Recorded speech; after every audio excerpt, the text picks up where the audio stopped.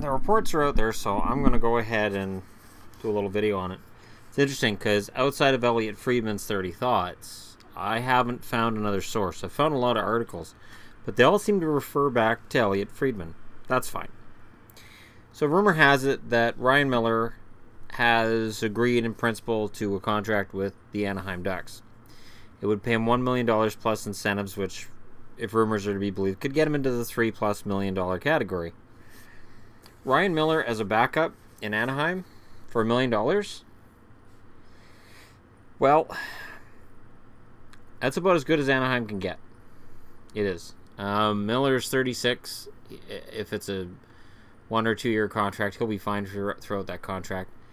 His wife's in California, so this would get him closer to his family. You can't begrudge a guy for wanting to be close to his family. And this is the whole KHL argument, just California version. And, you know, I'm sure there's going to be people saying, oh, God, Miller's going from your favorite team to your least favorite team. But it also gives Miller a shot at a cup. And while we can debate how close Anaheim is or how far away they are, they're a heck of a lot closer than Vancouver. And if he signs in Anaheim for $1 million after making $18 million 3 years in Vancouver, it shows he wants to win. It shows he's willing to take less money. And rumor has it they're in the mix for Patrick Marleau as well. Marleau scored 27 goals last year. If they can pick up Marleau and Miller, they're saying we're all in right now. But it gives them a really good shot at putting together a roster that, at least on paper, looks like it can go for a nice long run and potentially win a Stanley Cup. The Stanley Cup is the ultimate goal for any team, but the Canucks are nowhere near it. So when I see certain writers saying, oh, this is not what the Canucks wanted, and oh, now what are the Canucks going to do? Lose? Gonna lose anyways. I kind of felt bad for Miller. I haven't done a video yet where I've been like, oh yeah, Miller, I hope he finishes his career in Vancouver. No, I want to see him get a chance to win. Because he's damn good. And he deserves a chance. So you'll see in Anaheim his numbers will go up because he'll get fewer shots and they'll be from further out. His number of starts will drop, which should also help bringing his numbers up. I think he was overplayed by Vancouver last year. I know he was. So this leaves Vancouver in a situation where they have Markstrom. They don't want Demko up yet. They want Demko to have a full year in the American Hockey League, again as a starter for Utica. Is Bachman a viable option yet? It's an honest question. Canuck fans, oh yeah, no, the Canucks are going to suck. Oh yeah, no, it's a rebuild. So why not give Bachman a run as a backup? It's going to be a bad year anyways, right? Why not let Richard Bachman come in and play 25 games? He had one bad game last year out of the games he's played for Vancouver. He put up numbers just as good as Miller or Markstrom. I don't get it. There are names on the free agency list. There's Mason, Elliott, Condon, Bernier, Chad Johnson, Anders Nilsson. The ones that interest me, Anders Nilsson, because there's always a Swedish connection in Vancouver.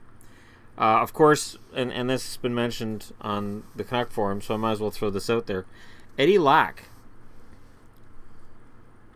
Well, Carolina just picked up Darling. They could use Ward as the backup. Why not Eddie Lack? Could Lack return to Vancouver? I wouldn't mind that completely. Lack and Markstrom are friends. They've been they were teammates before they were teammates in Vancouver. I wouldn't mind that at all. The list that interests me on that list is Mike Condon. Condon can be your backup and he can be solid. And if you do need a starter for any short period of time, I wouldn't want him for the whole season, but for a few weeks here and there, Condon's good. They're not going to attract a Vezina winner. There's a Vezina winners ready to leave town and go to Anaheim. So, not that there's any Vezina winners left, but I can't see Elliott. I can't see Mason. I really can't see Jonathan Bernier wanting to go back to another pressure cooker in Canada. Chad Johnson, He propped up Calgary decently last year, but I think he's going to be looking American too. I think Nilsson's the one that fits. If not Lack. Go Swede. Why not? They already drafted Pettersson in the first round. Go for it, Benning. Go Swede. But if Miller signs in Anaheim, I think it's an upgrade over Bernier, just because Miller's shown that he can be a starter in the NHL if he needs to be. And Bernier has yet to show that. He had opportunities in Toronto, and they had mixed results. And I know Toronto had a poor defense, but he never got into that role. And you know, LA had to trade him out because he wasn't going to replace Quick. I feel bad for Bernier. I think he's a half-decent goaltender. But I think now he's been tagged as a backup, and I don't think he's going to get any higher than that. That being said, though, I could see Bernier going to Philly, and I could see Hextall saying, "We're going to give him a shot at the #1 job," and then all Philly fans going nuts. But I could see it because the Flyers need a starter. So if Miller got into a bidding war, I almost guarantee that Philly'd be in on it. I think it would be funny if all these guys signed and then Philly's like, well, who's left on the free agent market? Steve Mason. What? Yeah, everybody else signed already. All that's left is Steve Mason. Oh boy. You know, and sometimes you have to go back. It's the best example I can think of from Vancouver is when they clearly were going to Corey Schneider as a starter, and then Gillis traded Schneider. And then the Canucks had to go grovel at Luongo's feet, begging him to stay in Vancouver because, you know, they'd replaced him. He was done in Vancouver, but then a couple months later, you're not done. It turns out we traded the guy we replaced you with. So if you can go ahead and be our starter and just sign on the line here. It was so embarrassing.